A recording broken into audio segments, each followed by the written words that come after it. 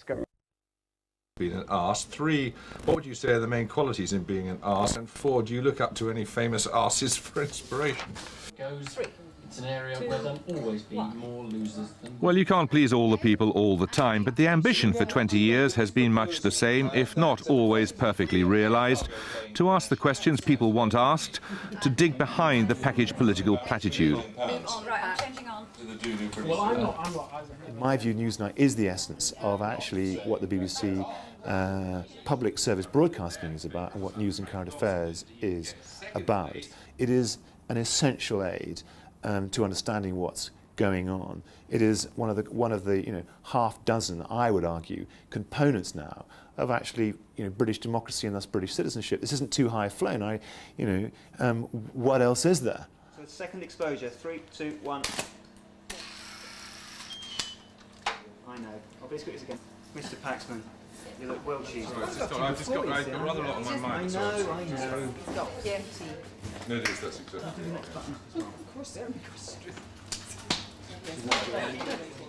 On both sides of the camera, Newsnight has always been pretty clear about its job, to try to take to task those in power and politics. Dead serious to start.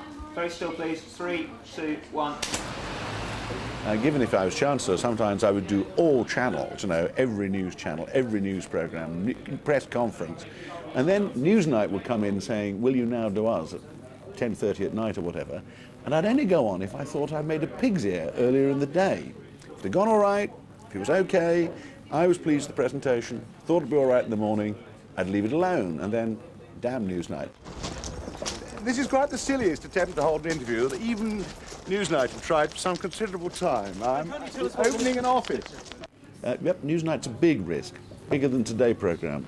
Obviously, if you're a senior cabinet minister, half the time you're trying to get away from us. You don't want to be in that hot seat. But the thing is that politicians do find it irreverent, amusing, informed, as long as they're not the ones being talked about. There's an old saying which says that the proper relationship between the journalist and the politician is that between the dog and the lamppost. Now, Mr. Crick has got some deep question to ask. No, I was just wondering whether you seriously think that you can become Prime Minister on May the 1st? Absolutely. Anybody watching Newsnight is watching a programme that isn't terribly used to taking prisoners. The political classes are the ones that can take care of themselves the best, and the ones that are the most evasive, and the ones that try and set conditions on interviews, conditions which we are robust about. It's not knocking copy for the sake of it, it's just trying to get to the bottom of something. People come back up to you in the lobby of the House of Commons when there's been a real humdinger on, like with Jeremy Paxman and Michael Howard, the idea of getting a chink in the armour and just driving home. I was entitled to express my views. I was entitled to be consulted. Did you threaten to overrule I him? was not entitled to instruct Derek Lewis, and I did not instruct him. And Did you threaten to overrule him? The truth of the matter is that Mr. Marriott was not suspended. Did you threaten to overrule him? I did not overrule Derek Lewis. Did you threaten to overrule him? I took advice on what I could or could not do. Did you threaten to overrule him, Mr. Howard? And I acted scrupulously in accordance with that advice. Michael Howard, in the sort of general ranking of interviews, that particular night, where do you put it? I realised that it hadn't been the best interview I'd ever given. But it's not entirely uncommon for politicians not to answer a question directly. It's pretty uncommon for them to be asked the same question, was it 14 times? Or however many times. Is it true, by the way, if I can ask you a question, that the reason you asked it 14 times was because the next item was delayed and the producer told you while you were asking the questions, keep on asking it because we're not ready to proceed with the next item? It's more or less true, yes. I mean, by the time I'd asked the question 5 or 6 times and it was quite clear, I thought, that you weren't going to answer it, the interview should have come to its natural end. Yes. At which point a voice came in my ear and said, the next piece of tape isn't cut, you better carry on with this for a while. And I'm afraid I couldn't think of anything else to ask you. Well, that explains quite a lot. Did you realise it had done you damage? Well, it obviously hadn't helped. And I remember at the end of the interview when the piece of tape had eventually been cut and had started running, and I said to you, everything okay? And you said, what do you think? Yes, as you tore off your microphone. You were jolly cross. Yeah, I remember that exchange too. Oh. You were cross, weren't you? Well, there you go. Yeah. More from Michael Howard later. possible leads. The main story in the frame at the moment is the Ireland story, partly because obviously Mr. Fusco is up in court at, well, in about 10 minutes' time, in fact. Politics has come into The 10:30 morning meeting. It is illegal. Over the last 20 years, there have been 5,000 or so of these, twice that number of arguments, and some interesting ideas which have ranged from the inspired to the insane. We take Jeremy down with, you know, a great and the good, a couple of greats and the goods in a family, and just go around the dome and say, this is good, this is bad, I like this, and Jeremy looking quizzical and everything. And then try I do have this conspiracy theory. For the first few months of its life, the programme didn't get beyond morning meetings, kept off the air by union disputes. Hence the note of relief when Peter Snow opened the first Newsnight.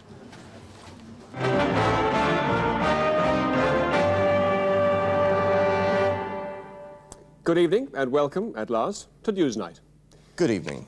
Good evening. Good evening. Good evening. Newsnight established itself as required viewing in 1982 when it became the place to follow the Falklands War. It was comprehensive, it was also controversial.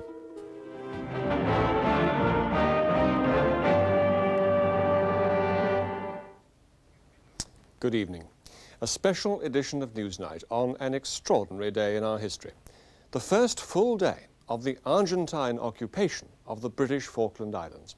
Festejamos nuevamente la fecha patria. I'm not allowed to say how many planes joined the raid, but I counted them all out, and I counted them all back. Increasingly severe battle is taking place around the task force. HMS Sheffield was attacked and hit late this afternoon by an Argentine missile. First of all, John Stapleton in Buenos Aires. John, good evening. Rejoice at that news and congratulate our forces and the Marines. Do you really think that the RAF and perhaps the Navy as well could bomb airfields in Argentina itself without losing a great many planes? They may lose planes. One hopes they won't lose a great many, but this is war. Armchair admirals and generals discussing what was going on in the Falklands. Essential to have experts talking about and worrying about the kind of things that viewers must have been worrying about and talking about at the time. The big controversy in the Falklands was your use of language in reporting what had happened. Didn't you use an expression, words to the effect of the British, if we are to believe them? Correct. I said, if we believe the British, then this is what's happened. If we believe the British, and I've already pointed out we've good reason to, the Argentines have now lost 3 of their 46 interceptors in one day. I was in a position to say that the Argentines were clearly lying to us. But that what one should do as the war develops is try and step back and be dispassionate, take an editorially independent stance, and try and give the viewers our assessment of who was misleading us and who wasn't.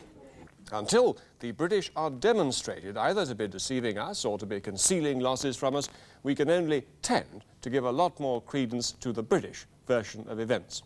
Just using those words, the British are saying this, the Argentines are saying that, seeming to equate the two, was very offensive to some people. I felt it was absolutely essential. I felt that that was a very, very denigratory thing, especially with our troops in action at the time, and particularly bad that it should come from the BBC. On page, will the Prime Minister try to find a few moments to listen to the radio and watch television and judge for herself whether she feels that the British case on the Falkland Islands is being presented in a way which is likely to give encouragement to our servicemen and their devoted families. Mr. Speaker, sir, sometimes I understand there are occasions when some commentators will say, well, if the Argentines did something and then the British did something.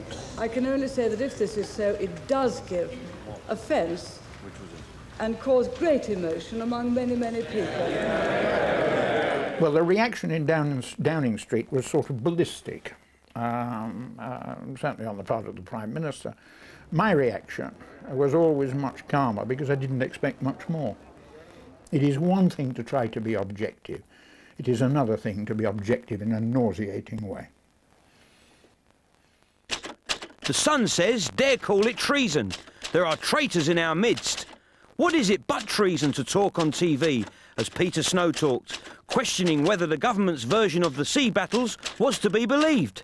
I would say I was pretty outraged by Newsnight, funded by the taxpayer, taking the neutral position when its own viewers were being killed by the enemy.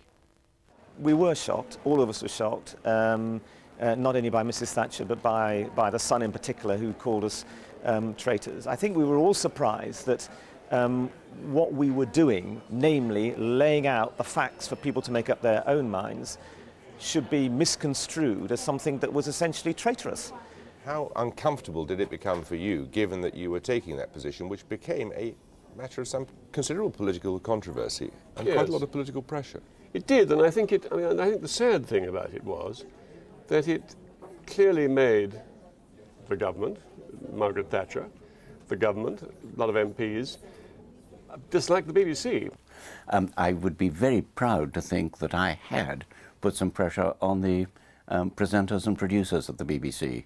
I'd like to think that when they were discussing something, they might say, "Oi, better be a bit careful. Jack Page is maybe after us today." What was your experience during the Kosovo War of the constraints on you, if any, on what questions to ask ministers? Did you feel constrained about insisting on knowing what was going on and why they were doing things? No, and frequently ministers would come on and complain that all they got was a lot of complaints about the conduct of the war. We're into the fine print here. Well, it's not fine print, it's an absolute precondition, isn't it? I mean, if Milosevic says, yes, I accept the G8 proposals, that is not enough for NATO to stop bombing, is it? No, because... Despite the fact that we signed up to the G8 proposals. People have accepted that the job of a journalist, let alone Newsnight, the job of a journalist in a war is to question one's own government as rigorously as the Argentine or Iraqi or whatever government. That's essential.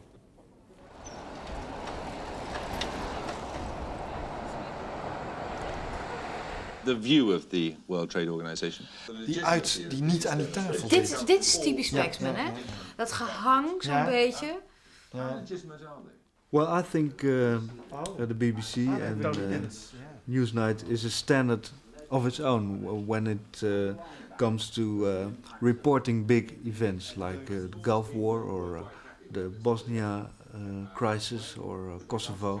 In big events, Newsnight is the best in the world, far better than CNN, for example.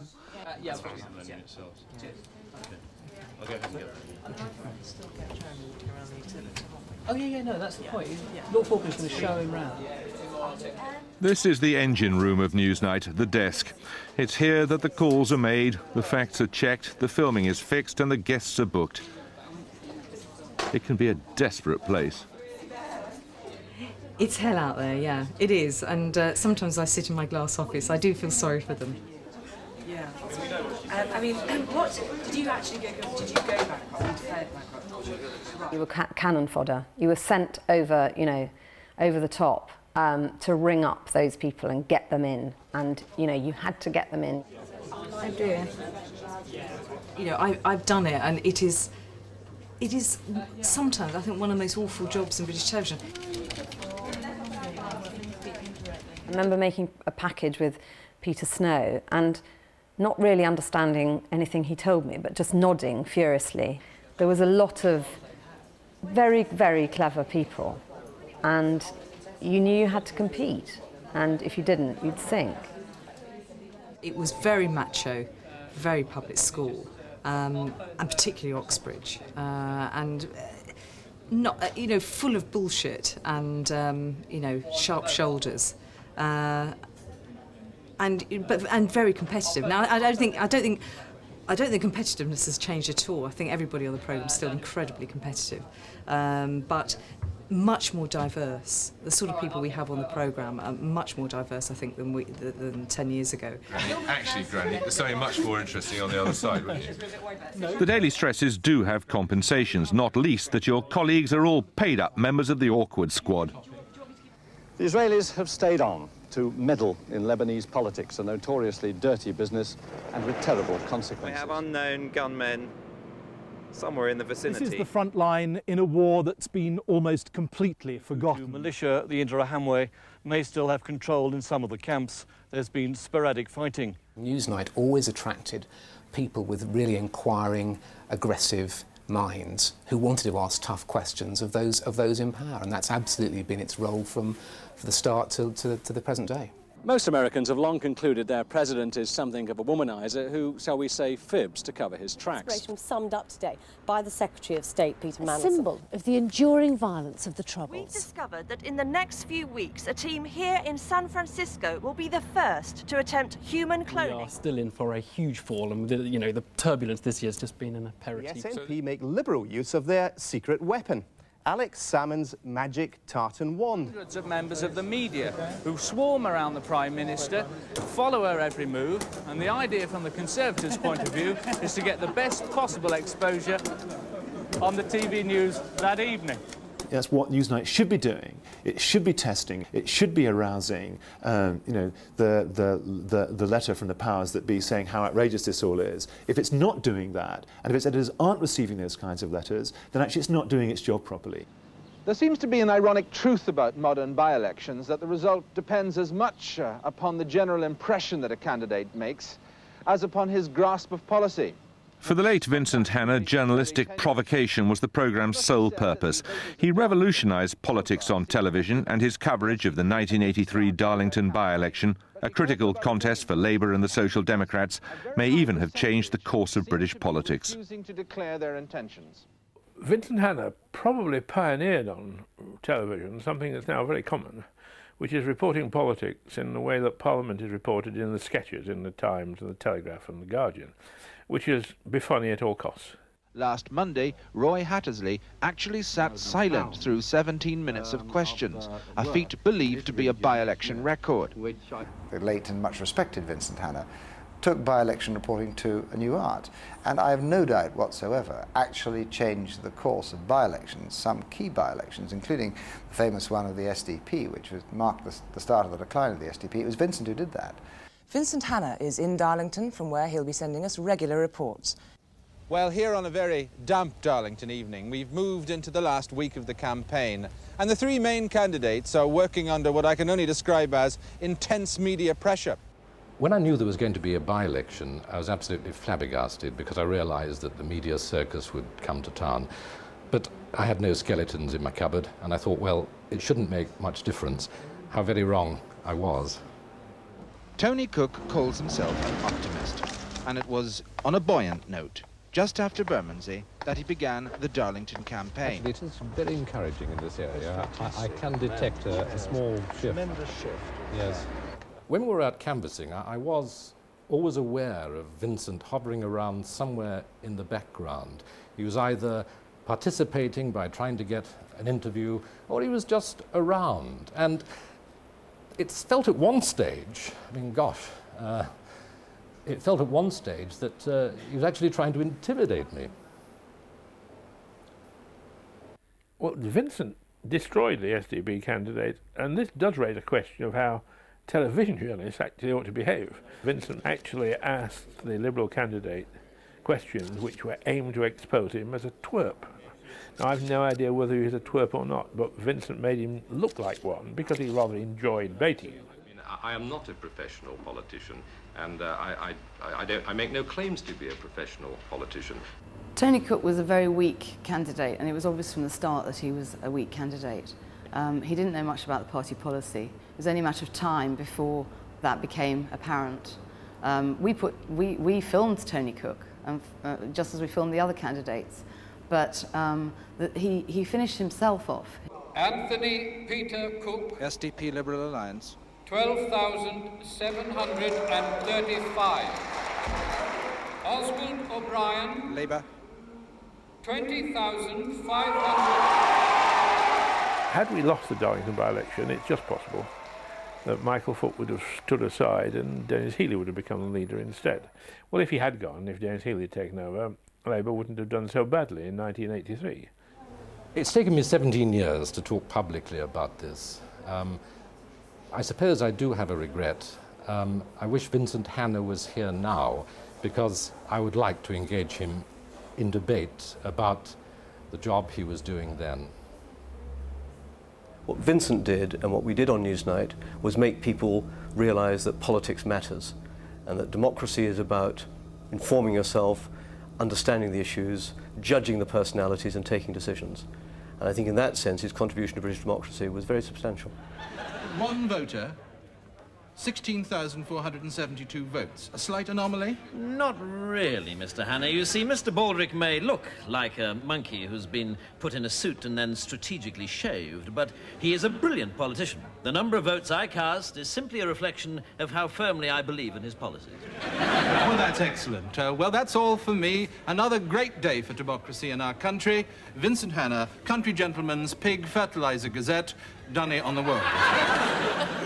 What was your most uncomfortable interview? My most uncomfortable interview ever, well, rather Scargill, because I have to admit it was a major personal disaster. And I mean, it was disgraceful. I didn't do my homework. Have you read my full speech in Moscow? Yes, I have. Have you? Well, yes. I don't believe you. I'm sorry. Well, what did you haven't seen the full? What did you say? Mr. Snow, have you seen the full text? Honestly, I hadn't. And I thought to myself, to admit that I hadn't read it might look rather silly. Mr. Snow, have you seen the full text? Because every other broadcaster's told me they haven't. Have you seen it, truthfully? Can you? No, I'm asking you a question, then I'll answer your question. Have you seen the full text? I have not seen any reference. I didn't ask you any that. reference. Have you seen the full text? I have not seen any reference. Have you seen the full text? And this went on for what seemed like hours. Would you tell me, Mr. Scargill? Would you tell me? Would you answer my question? Well, I'm asking you the questions, if I may say so. Oh, well, not this time, you're not. I'm asking you, have you seen the full text? To be quite honest, I have not seen the full text. Right. And all people would do for the next 2 hours was laugh about me being completely flummoxed by Arthur Scargill. It was a terrible occasion. Peter Snow was actually the informing genius of Newsnight. He was like a sort of Daddy Longlegs on speed. I actually came running in here from the press briefing room, and I was slightly out of breath. I'll tell you why. Because British officials have just come back into their briefing room again. Forgive me if I seem to be panting somewhat. And they've said that, yes, there is a solution on the social policy. What has happened is that Now, the only scud that we could track down in the West is this one at Retford in Nottinghamshire. A private collector found it in East Germany, bought it for £5,000 and had it transported here. He would turn up in the office and have 100 ideas. He'd have a great bulging contact book in which was the home number of anybody who seemed to matter in the world. He was a real journalist working in television, and he just inspired everyone around him. He also seemed completely crazy, which helped. If you do buy the Sport tomorrow, well, you've asked for it, because here's what you'll get. Here's the front page, the Sport with its banner, fighting for you, battling for Britain, hubby eaten alive. Page 3, well, not bad. Middle page, even better, MP's wife bears all, enough of that. And here in the Newsnight studio is what all the fuss is about. She's a British cow, and she's behaving extraordinarily well. British cows are the only cows, here and some in Ireland, are the only cows who've been discovered to have this disease. What's the most awful moment you've ever had? What's the most awful moment? I think the Berlin OB was pretty much one of the worst. The Berlin outside broadcast was a complete and utter shambles. Thousands had gathered to witness the reunification of Germany. And what had Newsnight done? It had brought 3 of the most boring politicians in West Germany from Bonn to stand on this bloody platform and talk to you about the future of Germany. There is still a remembrance of what happened during the Nazi period. Then the Freedom Bell rang, and you had to explain what that was. And apparently we can now hear the bells being tolled at last. You may, I can't. I can't know, but I gather they can hear it in London. I caught your eye, and you had this yard-long microphone, and you stuck it at me, and I said, Jeremy, this is pure Monty Python. I can't hear you. This is pure Monty Python, having a serious political discussion in the middle of a firework display. I'm only obeying orders, Charles. Germany is so much bigger than it was. The whole fiasco was later described by the managing director of BBC Television as the worst outside broadcast in history. No, I don't think so. The view that you could only have a conversation about football managers by building a football dugout in the studio in which to hold it was one of the more stupid of my time here. Well, now joining us in the very tasteful Newsnight dugout are Terry Neal, the former Spurs manager, and Steve Davis of the Tottenham Independent Supporters Association. Michael, a whole series of disparate events which Al Gore has been trying to... At the Earth Summit in Rio, the head of the United States delegation urges President Bush to sign the Biodiversity Treaty. Are we seriously expected to believe... You'll take nothing seriously whilst you have candelabras, tablecloths with tassels on, which I noticed Anne Wintercombe never had. Either you're expecting a manifestation of Liberace, or there is Halloween has come early. What was the most exciting thing that you did? The biggest sense of being present when history was really shifting was the Berlin Wall. We're doing a live interview with Jens Reich, a wonderful freedom fighter. And suddenly Alenka Frenkel walks in at the back of this rather odd studio in East Berlin, carrying what looked like a baby. And I thought, Alenka, what on earth are you doing? Alenka, what have you here? A small token of my esteem. Here is a brick from the Berlin Wall, a souvenir from your trip here. As the crane went in and took the first brick off the wall, I grabbed it, we got into a car, we negotiated Checkpoint Charlie, which was still quite slow, drove like hell into East Germany where our studio was, and waved the brick at the programme editor, who vaguely didn't know what was going on, but just said, go ahead, do what you have to do. Jens Reich, look at it and tell us what you think tonight. Marvellous. I think it's marvellous. I would never have dreamed of seeing a piece of brick from the wall. And I realised they were actually bulldozing the wall down. And then, my goodness, the sense of history was absolutely overwhelming. Gentlemen, thank you very much. Donald, we will go on discussing all this together and looking at this remarkable historical relic here in front of us. Back to you now, Donald, in London.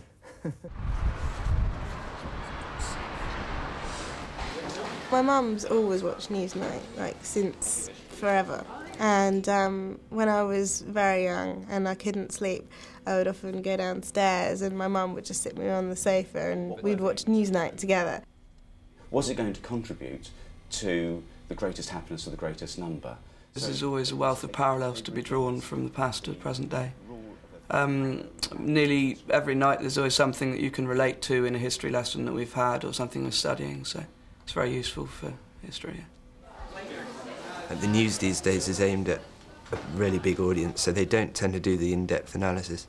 And Newsnight does do that, although it has a smaller audience. And I enjoy that, and lots of my friends don't watch it, which I think is a shame because I think they should.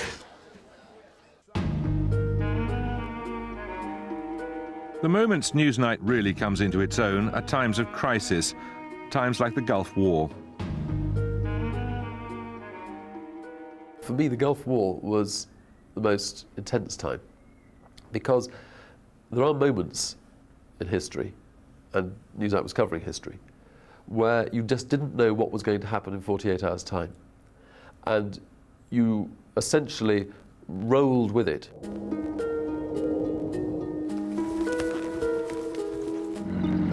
Mission is to eject the Iraqi army out of Kuwait. Tomahawks have already started to impact in the Baghdad area.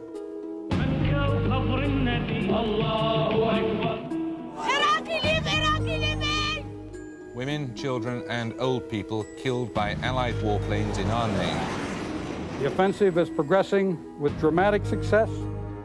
How can the Allies now accept any outcome less conclusive than the overthrow of Saddam Hussein himself? The Iraqis are holding most of their best tank forces well back here in reserve. There was criticism, though, wasn't there, in the Gulf War, that you were so excited by the gizmos. And I remember you almost used to wet your trousers when there was a prospect of a model helicopter flying over with the rotors turning over the sandpit. All of journalism, as you know, is a very careful balance between putting something over as effectively and as vividly as you can and not going to sort of Toy Town pictures. Quite a lot of people in the military regarded the sandpit as being a gimmick that was somewhat in bad taste, that it was a thing that made it all look like a bit of a joke, a bit of a game, a bit Michael Bentine's potty time, but actually, you know, in a crisis like that, you are talking about pretty serious issues, life and death issues. 3 times the number of Iraqi tanks as there would be American, British and Saudi tanks in that salient there that they're building up in the middle of Kuwait. I think we knew the sandpit was quite important when the Imperial War Museum rang up in the middle of the Gulf War and said, could they buy it afterwards?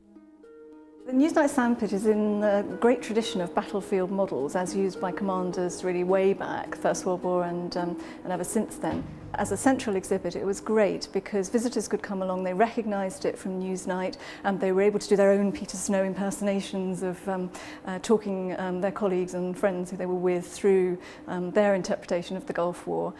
At the end of the Gulf War, there was that Saddam Hussein turned his guns on the Kurds. There was a mass exodus of Kurds, huge movement of population. And some reporting that you did from Kurdistan actually seemed to me changed government policy. We seem to have been the first Westerners here and felt the blast of much pent-up bitterness. Actually seeing the Kurds in the cold and the mud and the misery, and the kids dying, and little white wrapped bundles of children, babies being buried, actually had an impact on policy. What these people cannot understand is why they're still sitting here and why so little aid is coming from outside. He came across a mother and her children who spoke broken English, and she talked to him. And Charles, with his genius, realised he just had to be very quiet and let her talk. Mr. George Bush is responsible for all this. He could destroy Saddam and his army, but he don't try. Saddam Hussein bombing, bomba, helicopters, destroyed us. I don't know. They saw this, but they don't talk. Why? We are human like you. What she said was such an indictment of what we'd done and what we'd failed to do, that was the one piece of interview that went around the world, and I do think made a difference. If that is true, and I don't know whether it's true or not, then it's the only time I can think of in 50 years of reporting where anything I have ever done actually made a difference. So you wanna be the done man and be the big boss. You wanna be the done so you can boss the world around. You wanna be the big smoke dance. Wanna wear the crown, sit on the throne. Have your clones running the town. I wear the bombo. I'm on the case like Columbo. Cool down, take it easy, mate. Away I run, go. Your mumbo jumbo ain't saying one. You're going on and on and on, running your gums like Ariston. All talk and no action. When you come face to face with a black Jeremy Paxman. I just basically refer to myself as the black Jeremy Paxman because sometimes I ask these questions in my lyrics and there's not really any answers from the people that are giving it all the action. So I was saying, all talk and no action when you come face to face with a black Jeremy Paxman. It's the darker side, the darker shade. Darker side of the twang, you know what I mean? I see Newsnight as one of those programs that is very much part of my makeup on the same level as an EastEnders. You might not have as many people or the same kind of people watching EastEnders and Newsnight, but you will find that people at one time or the other in their lives have watched Newsnight. Jeremy Paxman, that's a lot of the questions that just your average Joe Bloggs wanted to ask, you know what I mean? But we don't get the opportunity to get face to face with these politicians and stuff like that. Haven't you misread everything in this war? You misread the number of aircraft you'd need, you'd misread how long it would take to topple Milosevic, you've misread his ruthlessness in his behaviour towards the Kosovar Albanians. How did you get it so wrong? Well, I don't accept that we got it so wrong. I mean, what I sometimes think Newsnight does, and not to put a finer point on it, you do, is to start an interview not with the objective of illuminating the public debate, but with the objective of embarrassing the person you're interviewing, to put them on the wrong word. Wrong-foot them? Yes, sometimes they are designed to wrong-foot. Trick them sometimes. No, trick, I don't all right, know. let's say wrong-foot. Yes. Let's say wrong-foot. But if the purpose of the exercise is to have a reasonable discussion, testing the arguments rigorously, but to have a reasonable discussion, why should you want to start by wrong-footing the person? It's possible, is it not, that every prisoner in Parkhurst could crawl out over the walls tonight and you would still not be responsible. Is that correct? Now, you have agreed, you have admitted that you deliberately ask opening questions in order to wrong-foot some the person opening you are questions in interviewing. some interviews, yes. Well, they're the ones we're talking about. In order to get through this pre-prepared schmooze that all you guys come on with. No, you don't know what sort of... This is the first question. You have no idea whether you're going to be met with Nobody goes pre-prepared into schmooze. No powerful person goes into a television studio without knowing A, what the subject matter is, and B, what they wish to say about it. Right. And it's my job to get... hang on. And they should have the opportunity to say that. Other interviewers do not, on the whole, adopt the technique of the opening question designed to wrong-foot the interviewee. Would you not agree that in a proportion of interviews such an approach might be useful? I don't think so. I mean, never. No, I wouldn't say never. I'm talking about the normal kind of interview with a minister, okay?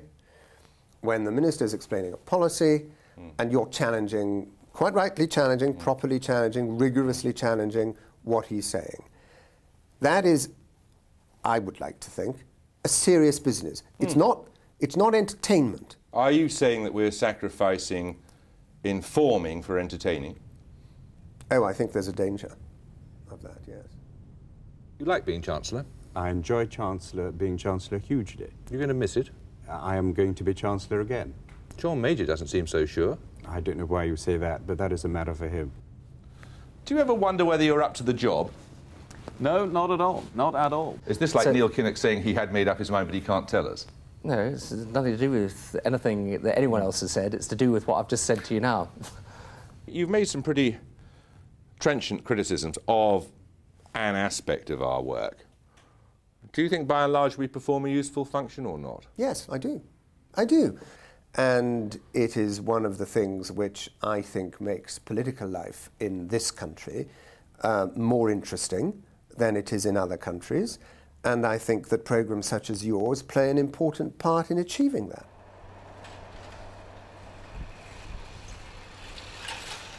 The English have a different political culture from the Dutch. I mean, you can tell that from the fact that, for instance, we have coalition governments where you have to be nice to the other ones to work together, to cooperate. Jeremy Paxman obviously reflects the debating style that one sees also in British Parliament. It's the England rules the waves kind of stuff. It has to do with Paxman because I think he's the epitome of Englishness as well. It's that kind of we know what is good for the world and what is good for you as a viewer as well. And I think that's really, really very British. I do think there is a genuine danger that whilst news programmes like Newsnight can today say, well, we're only reflecting the cynicism of the public, they fail to understand that actually they've helped shape that cynicism and indeed are perpetuating it as well. This is all making a mockery, though, of the Ethics and Integrity Committee, isn't it? No. William set up the Ethics Committee. When is it met? If you want to ask me the question, let me answer it. When is it met? If you ask me, it makes a mockery of the Ethics Committee, so let me answer that question. We're only asking questions that people want to have answered. You know, a lot of the people that complain are the politicians themselves who simply want to pursue their own agenda. I would say 90% of the time you can't make a kind of a direct hit, but you know, you do try your best to try and knock them off their agenda. Kirsty Walker, she's very aggressive, very straightforward, you know, and gets the answers that people want without letting politicians have the time to dress up the facts like other news programmes allow. Newsnight just, no way. Because the politicians now, they're getting so good at changing the questions into just saying what they want, and Jeremy and Kirsty tend to get the answers out that we're looking for and they want, I find. And I've been down to the Dome to see what you get for 758 million and ask the minister responsible whether he'd like to apologise for any of it.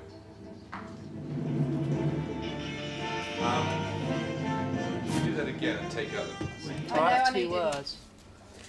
Should we just do it as new? You could take out go bankrupt. Quick, now or never. No, it'll be there in a second. Okay, it's going to be there in a second, Jeremy. They're rewriting. Okay, save the page and go for it. 3 minutes to go. Scripts are still unfinished. Some guests haven't arrived, and in the edit suites, the tapes still aren't cut. It's always been like this, and probably always will be. Final for sound. The pictures have to be played around with. Yep. Newsnight now on BBC Two with Jeremy Paxman. 1, 0. If a network remains committed to a time and to a budget on serious matters, they can get a pretty decent audience. And that's what's true about Newsnight. The BBC have invested in that programme, and they get the reward by the seriousness it gets treated. You got the Flat Earth Society vote sewn up. Thanks a lot. I think it's absolutely essential that the BBC has programmes like Newsnight. I mean, they play a major function in a society. You know, people have to question the agenda of the day and understand the agenda of the day. I think what may have to happen over the next 10 years of Newsnight is that the agenda is changing, and that the politicians in the nation state are no longer as powerful, as I think they'd agree, and that Newsnight probably has to widen who it interviews to reflect what's happened in the society. That's all from Newsnight for tonight. Kirsty will be back with more tomorrow. Until then, from all of us on the programme, good night.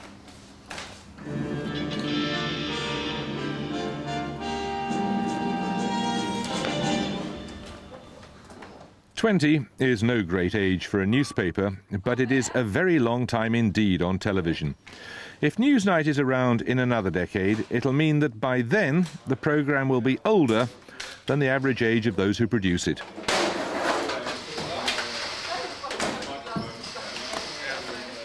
Thanks a lot, fellas and fellasses and everyone. Thank you very much. Bye-bye. Oh, God.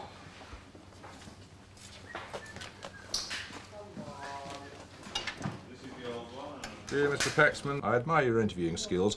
The main point I wish to make, however, is that you look very much like a baboon. This is a compliment, as I adore monkeys, wishing you every success in the future.